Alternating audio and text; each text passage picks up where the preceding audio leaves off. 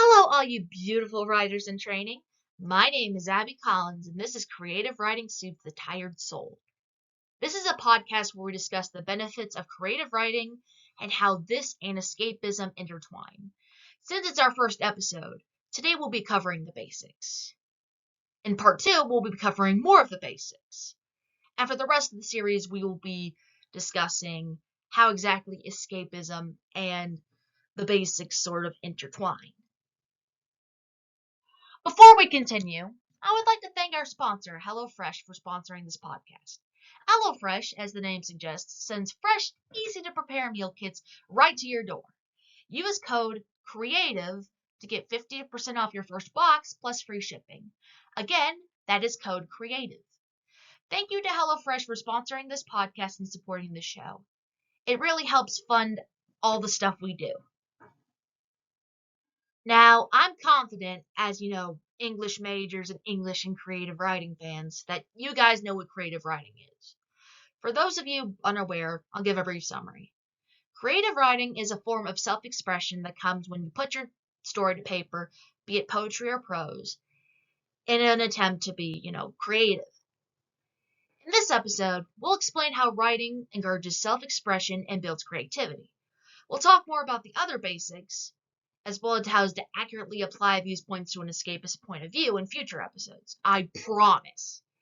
But for now, we're just going to cover the basics on what they are and why they work. When Scholastic posted a guide on how to encourage self-expression in preteens on August 23rd, 2021, some form of creative writing was mentioned in 2 points out of the 10. Create a family blog to vent out your feelings was one. Starting an art studio was another. And for good reason. Some people call it venting. Some people call it trauma dumping. But creative writing can let you get your feelings out on paper in a way that you can't normally do. They can be both positive and negative feelings as well. Like if you're really excited, creative writing can help express your excitement. If it was negative feelings, it can help you with grief. Much like it did with me when my cat Pete died. Rest in peace. Let's take this poem for example. My cat, Pete, also known as Petey, had recently died at the time of writing this, during high school poetry club. I'll take a moment to read it now. Let me just pull up the poetry club thing, because I cannot read this through here.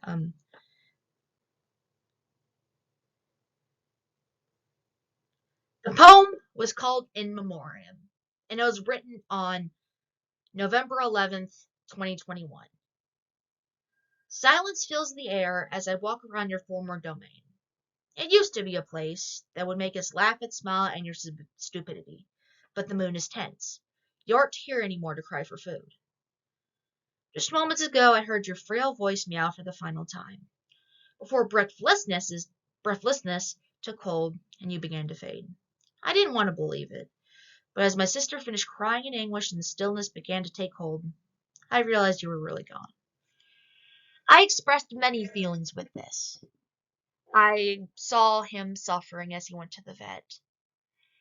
He would always meow really loudly whenever he wanted food. So I tried to convey that sort of thing when I vented for this.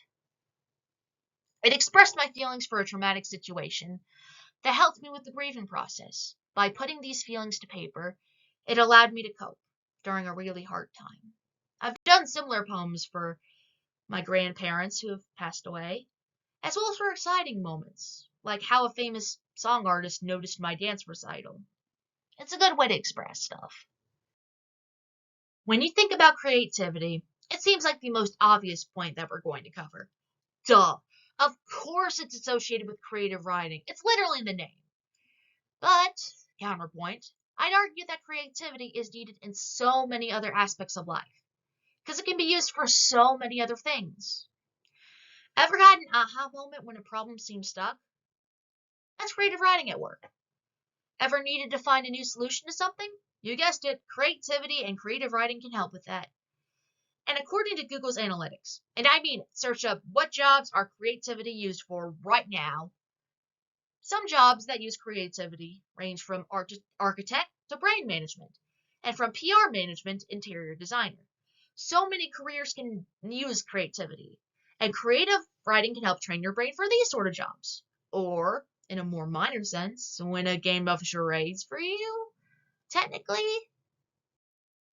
For this personal example, I'm going to be sharing the time where my creative writing helped me. I was writing the snippet before heading to United Methodist Church for some sort of party. It was like Easter related. I don't remember the exact stuff. And I ended up winning third place in charades. I know, third place is loser. But it really felt good to me at the time. I guessed every answer right within a few seconds. Kayak, ghost, Charlie Chaplin. And honestly, the only reason I didn't win is that they also had points in the charade portion, and I'm a really bad actor. Guess it's a testament to my bad acting, but still, I give full credit to writing beforehand to help prepare and loosen my mind to get that $5 Chick-fil-A gift card. It was totally worth it. And that's it for now. Shocking, I know. Time goes by fast when you make short form content tailored to the specific audience. Next week, we will cover how creative writing also helps with building confidence and empathy, as well as begin to dive in to how escapism plays a role in all this. So, till then, may your soul be at ease until we meet again. Bye bye. Going out of character for a moment of my podcast, I'd like to explain a couple of things while I'm on the sources page. First off, there was this quote from this guy named Jake W. that said, I'm not going to skip to the series finale when there's context to be had, or something along those lines. So that's why it doesn't really cover escapism that closely. It's because you have to build up to it. Something that doesn't really happen in an instant. You gotta know the context first. Second off, I just want to let you know that I really appreciate your class. I think I've spent enough time on this source page to give, so like if you have plenty of time to read it, because I don't know how to record it without like making any noise. So yeah, I consider this a win. Thank you so much. See ya.